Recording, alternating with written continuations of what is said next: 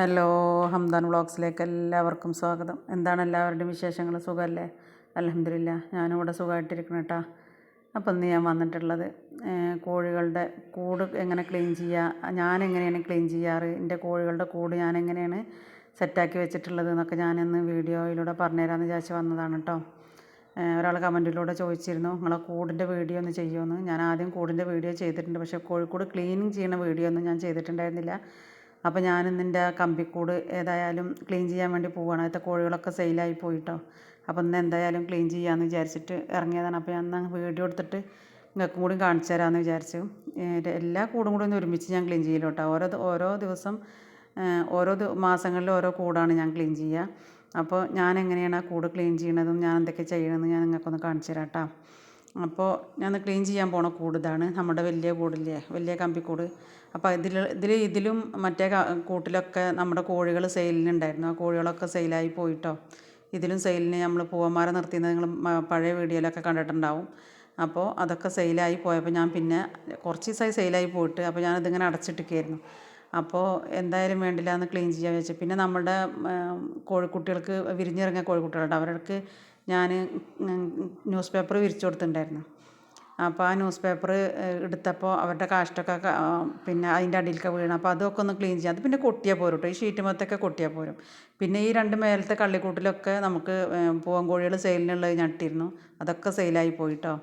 അപ്പോൾ ഏതായാലും ക്ലീൻ ചെയ്യുമ്പോൾ ഒന്ന് ഒന്നിച്ച് ക്ലീൻ ചെയ്യാമല്ലോ എന്ന് വിചാരിച്ചിട്ടാണ്. നമ്മൾ കോഴികൾ ഉണ്ടാവുന്ന സമയത്ത് ക്ലീൻ ചെയ്ത് കഴിഞ്ഞാൽ അവരൊരു പിന്നെ പേടിച്ചിട്ട്, ഇത് ഷീറ്റൊക്കെ എടുക്കുമ്പോൾ ഒരു സൗണ്ടല്ലേ, അതൊക്കെ പേടിച്ചിട്ട് അവരിങ്ങനെ അങ്ങോട്ടും ഇങ്ങോട്ടും ഇങ്ങനെ ഓടും. അപ്പോൾ ആ ഒരു സ്ട്രെസ്സ് കൂടുമല്ലോ അവർക്ക്. അപ്പോൾ ഞാൻ കൂട് ആരും ഇല്ലാത്ത സമയത്ത് ക്ലീൻ ചെയ്യാമെന്ന് വിചാരിച്ചിട്ടാണ്. അപ്പോൾ ഞാൻ ക്ലീൻ ചെയ്തിട്ടുള്ള വിഷ്വലാണ് ഇട്ടത്. ഇതിൻ്റെ മുകളിലത്തെ അടിയത്തെ ഷീറ്റൊക്കെ എടുത്ത് ഞാൻ അവിടെ കഴുകാൻ കൊണ്ടിട്ടുണ്ട്. ഇതിൻ്റെ അടിയത്തത് ഞാൻ ക്ലീൻ ചെയ്തു. അത്യാവശ്യം കോഴി കാഷ്ടം ഉണ്ടായിരുന്നു കേട്ടോ. കട്ടിക്ക് പിടിച്ചിട്ട് നിങ്ങൾ ആദ്യത്തെ വീഡിയോയിൽ കണ്ടിട്ടുണ്ടാവുമല്ലോ, ഞാൻ ക്ലീൻ ചെയ്യാതെ ഇട്ട വീഡിയോയിൽ കണ്ടില്ലേ. അപ്പോൾ ഇത് ക്ലീൻ ചെയ്തിട്ട് ഇപ്പോൾ ഞാൻ എന്താ ചെയ്യുക വെച്ചാൽ അപ്പൊക്കപ്പം ക്ലീൻ ചെയ്തിട്ട് ഞാനിങ്ങനെ തെങ്ങിൻ്റെ കടക്ക കൊണ്ടിടും കേട്ടോ. അതുകൊണ്ട് പിന്നെ കുറച്ചൊക്കെ ഞാൻ വലിയ കൂട് ക്ലീൻ ചെയ്യുന്ന സമയത്ത് ചാക്കിലാക്കി വെക്കും. ഇങ്ങനെ ചെറിയ ചെറിയ കൂടൊക്കെ ക്ലീൻ ചെയ്യുമ്പോൾ ഞാൻ അപ്പം തന്നെ നമ്മുടെ രണ്ട് തെങ്ങുണ്ട് എനിക്ക്, ആ തെങ്ങിന് കൊണ്ടിടാറാണ് കേട്ടോ. അപ്പോൾ അതിൻ്റെ അടിയത്തെ ഇതിലൊന്നും ഇപ്പോൾ കോഴികളില്ല. ഇനിയിപ്പോൾ നമ്മൾ വിരിച്ച കോഴികളൊക്കെ വരാണ്ട. ഷീറ്റ് ഞാൻ കഴുകാൻ വേണ്ടി കൊണ്ടിട്ടേക്കാണ്. ഷീറ്റ് ഞാൻ അടിച്ചിട്ട് കോഴി കാഷ്ടമൊക്കെ എടുത്തതിൻ്റെ ശേഷം എന്തായാലും ഇനി കഴുകി വൃത്തിയാക്കിയിട്ട് കയറ്റാമെന്ന് വിചാരിച്ചിട്ട് ഷീറ്റ് ഞാൻ അവിടെ കൊണ്ടിട്ടതാണ്. അപ്പോൾ ഇതാണ് നല്ല വൃത്തിയാക്കിയിട്ടോ. ഇനിയിപ്പോൾ ഒരു അടുത്ത ബാച്ച് ഇറങ്ങിക്കഴിഞ്ഞാൽ കുറച്ച് കഴിഞ്ഞിട്ട് പിന്നെ വൃത്തിയാക്കുള്ളൂ. നല്ല ഇതാകുമ്പോൾ അതിൻ്റെ ഇടയിൽ ഞാനിങ്ങനെ പിന്നെ ഓരോ മാസം കൂടുമ്പോഴാണ് വൃത്തിയാക്കുക. ഇതാ ഷീറ്റ് ഞാൻ കഴുകാൻ വെച്ചാണ് കേട്ടോ. പിന്നെ നമ്മൾ എന്തുണ്ടെങ്കിലും കോഴികളുടെ പാത്രങ്ങളാണെങ്കിലും എന്തും നമുക്ക് ഏറ്റവും നല്ല അണുനാശിനി എന്ന് പറഞ്ഞാൽ അത് സൂര്യപ്രകാശമാണ് കേട്ടോ, നമ്മളുടെ വെയിൽ. അപ്പോൾ നമ്മൾ ഇടയ്ക്കിടയ്ക്ക് ഒന്ന് വെയിലത്ത് വെക്കണമൊക്കെ നല്ലതാണ്. അപ്പോൾ ഇതൊക്കെ ക്ലീൻ ചെയ്തു. ഞാൻ എപ്പോഴും എല്ലാ ഭാഗവും എന്നും ക്ലീൻ ചെയ്യും കേട്ടോ. എന്താ വെച്ചാൽ ഇവിടെയൊക്കെ കോഴിക്കൂട് അങ്ങനെ വൃത്തികേടായിട്ട് ഞാൻ ഇടാറില്ല. പിന്നെ ഈ ഭാഗങ്ങൾ മാത്രമല്ലേ ഉള്ളൂ. എനിക്ക് പെരയും കൂടും കൂടി അടുത്തായതുകൊണ്ട് അങ്ങനെ വൃത്തിയില്ലാണ്ട് കിടന്നു കഴിഞ്ഞാൽ വീട്ടിലേക്കൊക്കെ ആരെങ്കിലുമൊക്കെ വരുമ്പോൾ അതൊക്കെ ഒരു ബുദ്ധിമുട്ടാണ് കേട്ടോ. അപ്പോൾ ഞാൻ എപ്പോഴും ഉള്ള സ്ഥലത്ത് വളർത്തുകയാണല്ലോ, അപ്പോൾ ഞാൻ ആ ഭാഗങ്ങളൊക്കെ എപ്പോഴും നന്നായിട്ട് ക്ലീൻ ചെയ്തിടും. ഇനിയിപ്പോൾ ക്ലീൻ ചെയ്ത് കഴിഞ്ഞാൽ പിന്നെ ഞാൻ ചെയ്യുന്നത് നല്ല കുമ്മായം വിതറിയിടും കേട്ടോ. കുമ്മായം എന്ന് പറഞ്ഞാൽ നല്ല അണുനാശിനിയാണ്. അപ്പോൾ നിങ്ങൾ ഇനിയിപ്പോൾ ക്ലീൻ ചെയ്തിട്ടില്ലെങ്കിലും ആഴ്ചയിൽ ഒരു ദിവസമെങ്കിലും നിങ്ങൾ കുമ്മായം ഇങ്ങനെ ഇടയ്ക്കിടയ്ക്ക് വിതറി കൊടുത്താൽ മതി. ക്ലീൻ ചെയ്ത് കഴിഞ്ഞാൽ നിർബന്ധമായിട്ടും ഇതേപോലെ കുമ്മായം വിതറിയിട്ട് കൂടെ അടച്ചിട്ടാൽ മതി. ഇനിയിപ്പോൾ എനിക്കുള്ള ഈ കോഴിക്കുട്ടികളെ ബാച്ചൊക്കെ ഇനി ഇതിലേക്ക് ഇടാനുള്ളതാണ്. അപ്പോൾ ഞാനത് ക്ലീൻ ചെയ്ത് അവിടെ ഇട്ട്, ഇനിയിപ്പോൾ അടുത്ത ബാച്ച് കോഴി കുഞ്ഞുങ്ങൾ ഇറങ്ങാനായിട്ടുണ്ട്, 3 സെറ്റ് ഇറങ്ങാനുണ്ട്. അപ്പോൾ അപ്പോഴത്തേനും ഞാൻ ഈ കൂടൊക്കെ സെറ്റാക്കും. ഇതിൽ ഞാൻ ചെറിയ കുട്ടികൾ അതേപോലെ 3 മാസം പ്രായമുള്ളത് അങ്ങനെ മുട്ടടാറാവണ വരെ ഈ കൂടും മറ്റേ മരക്കൂട്ടിലൊക്കെയാണ് ഇടട്ടാ. മുട്ടിട്ട് തുടങ്ങിയാലാണ് ഞാൻ വലിയ കൂട്ടിലേക്ക് കോഴികളെ മാറ്റുള്ളൂ. അപ്പോൾ അതുവരെ ഞാൻ ഇത് പിന്നെ കുമ്മായിട്ട് വെച്ചേക്കാണ് കേട്ടോ. ഇപ്പോൾ ഞാൻ ആ ഷീറ്റിഞ്ഞ് ഇതിൻ്റെ മുകളിൽ കൊടുന്നിട്ടതിൻ്റെ ശേഷമാണ് പിന്നെ ചാക്കിടുക ചെയ്യുക കേട്ടോ. അപ്പോൾ ഞാൻ ആ കഴുകിയ ഷീറ്റ് നന്നായിട്ട് വെയിലത്ത് വെച്ച് ഉണക്കിയതിൻ്റെ ശേഷം ഇവിടെ കൊടുന്നിട്ടതാണ് കേട്ടോ. ഈ ഷീറ്റ് ഇട്ടില്ല എന്നുണ്ടെങ്കിൽ നേരിട്ട് കോഴിക്കാഷ്ടം നേരെ താഴത്തേക്കാണ് വരിക. അപ്പോൾ അങ്ങനെ ഒരു ബുദ്ധിമുട്ടുള്ളതുകൊണ്ട് ഞാൻ ഇങ്ങനെ ഷീറ്റ് വാങ്ങിയിട്ട് മുറിച്ചിട്ട് ഇങ്ങനെ വെച്ചതാട്ടോ. അപ്പോൾ ഇതിൻ്റെ മുകളിൽ ഞാൻ ചാക്ക് വിരിക്കുക ചെയ്യുക. ചാക്ക് വിരിക്കുമ്പോൾ കുഴപ്പമില്ല, ചാക്ക് മാത്രം എടുത്തിട്ട് അത് കോഴിക്കാഷ്ടം തെങ്ങിന് കൊണ്ടിട്ടാൽ മതി. അപ്പോൾ കംപ്ലൈൻ്റ് ഒന്നും വരില്ല കേട്ടോ. ആദ്യമൊക്കെ എനിക്ക് ഇങ്ങനത്തെ ഒന്നും അറിഞ്ഞിരുന്നില്ല. എൻ്റെ ഒരു വീഡിയോ ഉണ്ട് ഈ കൂടിനെ കുറിച്ചിട്ട്. ആദ്യമൊന്നും നമുക്കൊന്നും അറിയില്ലല്ലോ. പിന്നെ നമ്മൾ ഓരോ ബുദ്ധിമുട്ടുകൾ നമ്മൾ വരുമ്പോഴല്ലേ അതിനനുസരിച്ചുള്ള ഓരോ പിന്നെ ഇത് നമ്മൾ കണ്ടുപിടിക്കുക. അങ്ങനെയാണ് കേട്ടോ ഞാൻ ഷീറ്റൊക്കെ വാങ്ങിയിടാൻ തുടങ്ങിയത്. എന്നിട്ട് പിന്നെ ഞാൻ ഈ കോഴിക്കുട്ടികളുള്ളിടത്ത് മാത്രം ചാക്ക് ഇട്ടിട്ടുള്ളൂ കേട്ടോ. ആ ചാക്കിലേക്ക് കോഴിക്കാഷ്ടം വന്നാലും അത് ഞാൻ നേരെ തെങ്ങിൻ്റെ കടക്ക് കൊണ്ടുപോയിട്ട് ചാക്ക് കഴുകുക ചെയ്യുക. അപ്പോൾ പിന്നെ നമുക്ക് കംപ്ലൈൻ്റ് ഇല്ല. ഈ ഭാഗത്തും ആ ഭാഗത്തൊന്നും ഞാൻ ഇട്ടിട്ടില്ല, കാരണം അതിലൊന്നും കോഴികളില്ല. അപ്പോൾ കോഴി അതിൻ്റെ മുകളിൽ കൂട്ടിൽ കിട്ടുന്ന സമയത്ത് പിന്നെ ഞാൻ അവിടെ ചാക്ക് വിരിക്കുകയുള്ളൂ കേട്ടോ. അപ്പോൾ കണ്ടില്ലേ, ഇതേപോലെ കുമ്മായം എപ്പോഴും കുമ്മായം ഇടുന്നത് നല്ലതാണ്. അപ്പോൾ നിങ്ങൾ കോഴിക്കൂട് കുമ്മായം ഇടുമ്പോൾ ഭയങ്കര ഒരു ബുദ്ധിമുട്ടാട്ടോ നമുക്ക്. നമ്മൾ മാസ്ക് ഇട്ടിട്ട് വേണം കുമ്മായം ഇടാൻ വേണ്ടിയിട്ട്. അത് ശ്വാസകോശത്തിലൊക്കെ ചെല്ലുന്ന ഇടയ്ക്കൊക്കെ ഞാൻ ഓർമ്മയില്ലാണ്ട് കുമ്മായം ഇടുമ്പോൾ ഭയങ്കര അതിൻ്റെ ഈ പൊടി മൂക്കിൽക്കായിട്ട് ഭയങ്കര ബുദ്ധിമുട്ട് എനിക്ക് വരാറുണ്ട്. അങ്ങനെ ഈ കൂടിന്ന് വൃത്തിയാക്കി. അപ്പോൾ ഇത്രയും സ്ഥലമല്ലേ ഉള്ളൂ നമുക്ക് ഇടയ്ക്കിടയ്ക്ക് കൂട് വൃത്തിയാക്കില്ല എന്നുണ്ടെങ്കിൽ ബുദ്ധിമുട്ടാണ്. അതാണ് എൻ്റെ വീട് കേട്ടോ. അപ്പോൾ അവിടുന്ന് ഇങ്ങോട്ട് ഷീറ്റ് ഇട്ടിട്ട് ഒന്നാകെ ഇങ്ങോട്ട് ഇറക്കിയേക്കാണ്, കോഴിക്കോട് മൊത്തം ഇറക്കി ഷീറ്റ് ഇട്ടേക്കാണ് ഞാൻ കേട്ടോ. അപ്പോൾ നിങ്ങൾ കണ്ടില്ലേ, ഇതാണ് എൻ്റെ വീട്. ഈ വീട്ടിൽ നിന്ന് കുറച്ച് ഇത്രയും സ്ഥലമുള്ളൂ, ഒരു ലേശം ആ നടക്കണ വഴി മാത്രമേ ഉള്ളൂ കോഴിക്കോടിൻ്റെ വീടുമായിട്ടുള്ള വ്യത്യാസം. ഇത് അടുക്കളയാണ്. അപ്പോൾ നിങ്ങൾക്കറിയാലോ വൃത്തിയാക്കാണ്ടിരുന്നുള്ള ബുദ്ധിമുട്ട്. നമുക്ക് ആരെങ്കിലും നമ്മളെ വീട്ടിൽ വരുമ്പോഴൊക്കെ ബുദ്ധിമുട്ടാവും വൃത്തിയാക്കിയില്ലെങ്കിൽ. അപ്പോൾ ഞാൻ എപ്പോഴും എൻ്റെ കോഴിക്കൂടുകൾ വൃത്തിയാക്കും കേട്ടോ. കോഴിക്കൂടും അതേപോലെ തീറ്റപാത്രങ്ങളും വെള്ളപ്പാത്രങ്ങളും അവർ നിൽക്കുന്ന പരിസരങ്ങളും ഇവിടെയൊക്കെ ഞാൻ എന്നും രാവിലെ വൃത്തിയാക്കി അടിച്ചോരി വൃത്തിയാക്കിയതിൻ്റെ ശേഷമാണ് കേട്ടോ കോഴികളെ വിടുക. പിന്നെ വൈകുന്നേരം ആകുമ്പോഴത്തേനും അവരുടെ ഇതുകൊണ്ട് അവിടെയൊക്കെ വൃത്തികേടായാലും എന്നാലും പിറ്റേ ദിവസം ഞാൻ വീണ്ടും നല്ല വൃത്തിയാക്കിയതിൻ്റെ ശേഷമാണ് കേട്ടോ ഞാൻ കോഴികളെ വിടുക. എനിക്ക് ഈ സ്ഥലത്ത് തന്നെയാണ് എൻ്റെ തിരുമ്പണ കല്ലും പിന്നെ തിരുമ്പണതൊക്കെ. അപ്പോൾ ഞാൻ രാവിലെ വന്നിട്ട് തിരുമ്പാനുള്ളതൊക്കെ മുക്കി വെച്ച് സോപ്പും പൊടിയിലൊക്കെ മുക്കി വെച്ച് സെറ്റാക്കി വെച്ചതാട്ടോ. എന്നിട്ട് വേണം ഇനി കോഴിക്കൂട് വൃത്തിയാക്കിയിട്ട് വേണം അതൊക്കെ തിരുമ്പാൻ വേണ്ടിയിട്ട്. അപ്പോൾ അതുവരെ അത് ഡ്രസ്സൊന്ന് സോപ്പും പൊടിയിൽ ഇരിക്കുമല്ലോ എന്ന് വിചാരിച്ചിട്ടാണ്. അപ്പോൾ പിന്നുള്ളത് എനിക്ക് ഈ കൂടാണ് വൃത്തിയാക്കാൻ. ഇതും ഞാൻ അങ്ങനെ തന്നെ ചെയ്യാം കേട്ടോ. ഞാൻ പിന്നെ ഇതോട്ട് നല്ല വൃത്തിയാക്കി എടുത്തതിന് ശേഷം ഇതിലും കുമ്മായം വിതറുക ചെയ്യുക. ഇതിലിപ്പോൾ 2 കോഴികൾ അവിടെ ഇരിക്കുന്നുണ്ട്. നമ്മുടെ വെള്ളക്കോഴിയും അവിടെ ഒരു പുള്ളിക്കോഴി അവിടെ ഇരിക്കുന്നുണ്ട് കേട്ടോ. അപ്പോൾ ഇനി ഇവരെ അവിടെ ഇരിക്കൽ കഴിഞ്ഞ് ഇവർ കുട്ടികൾ വിരിഞ്ഞ് കഴിഞ്ഞാൽ ഞാൻ ആ കമ്പിക്കൂട്ടിൽ കൊണ്ടിടും.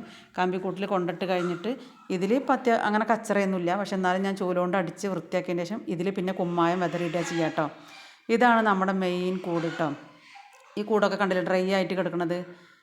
അതെന്താ ഒരു കാരണം എന്ന് വെച്ചാൽ പിന്നെ ഞാൻ ഈ കോഴികളെ നിലത്തല്ല കോഴികൾ കിടക്കുക, ഇതിലല്ല കിടക്കുക. ഞാൻ കോഴികൾക്ക് കിടക്കാൻ വേണ്ടിയിട്ട് പിന്നെ ഇവിടെയൊക്കെ ഡ്രൈ ആയിട്ട് കിടക്കാം. അതൊക്കെ ഞാനിതിൽ ഇത് വിരിച്ചിട്ടുണ്ട് കേട്ടോ. നമ്മളുടെ ചിന്തേരി പൊടി ഇട്ടതാണ്. പക്ഷെ അതൊക്കെ കോഴിക്കാഷ്ടവും അതും കൂടി പൊടിഞ്ഞിപ്പോൾ ഭയങ്കര നല്ല പൊടിയായിട്ടുണ്ട്. ഈ കൂട് ഞാൻ വൃത്തിയാക്കിയിട്ട് ഒരു വർഷമായിട്ടോ.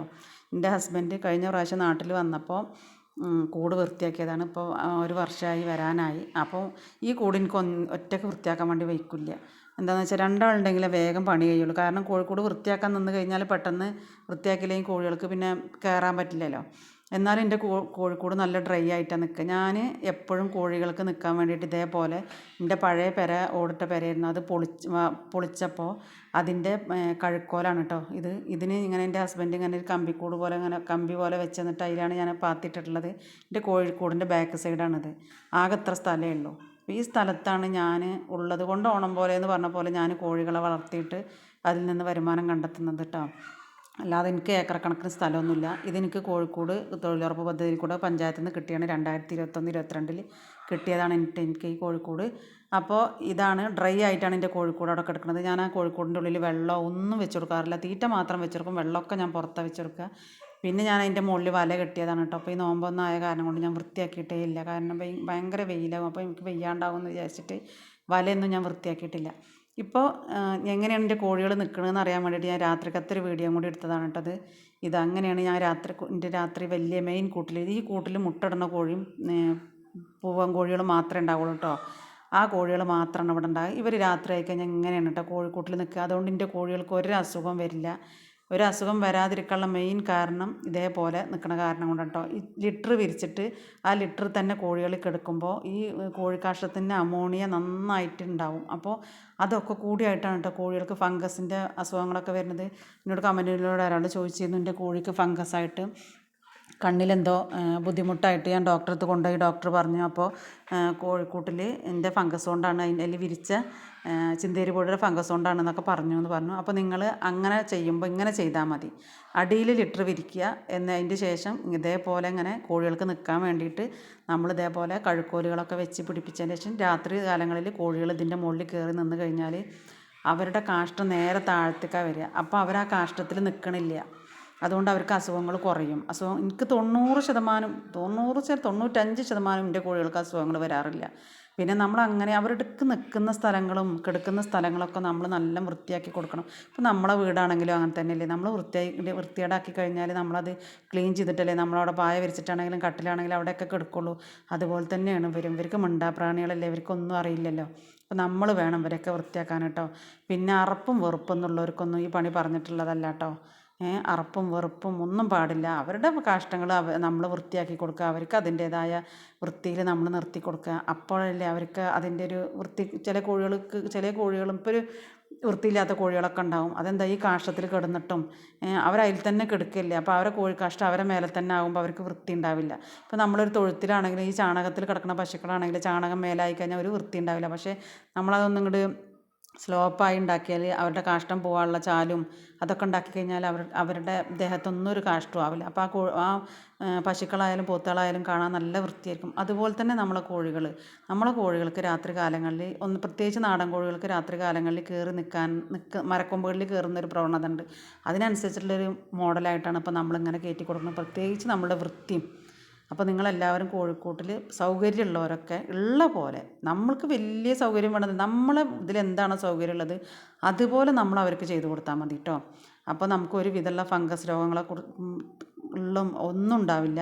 അപ്പോൾ ഇതുപോലെ നിങ്ങളൊന്ന് ചെയ്താൽ മതി. ഞാൻ ഇതുപോലെയാണ് കേട്ടോ എൻ്റെ ഫാമിൽ ഞാൻ കോഴികളെ വളർത്തുന്നതും കൂട് സെറ്റ് ചെയ്തിട്ടുള്ളതും കൂട് വൃത്തിയാക്കണതും എല്ലതും. ഈ കൂട്ടിലും ഞാൻ ആഴ്ചയിൽ ഒരു ദിവസം ഇങ്ങനെ വന്നിട്ട് പിന്നെ ഈ കുമ്മായം വിതറും കേട്ടോ. കുമ്മായം ഞാൻ ആഴ്ചയിൽ കോഴികളെ പുറത്ത് വിട്ടതിൻ്റെ ശേഷം ഞാൻ കുമ്മായം വിതറി കൊടുക്കും. യാതൊരു കുഴപ്പമില്ല കേട്ടോ. അപ്പോൾ കൂടിനെക്കുറിച്ചുള്ളത് നിങ്ങൾക്ക് മനസ്സിലായില്ലേ. ഞാൻ വേറൊരു വീഡിയോ ആയിട്ട് വരെ. Thank you.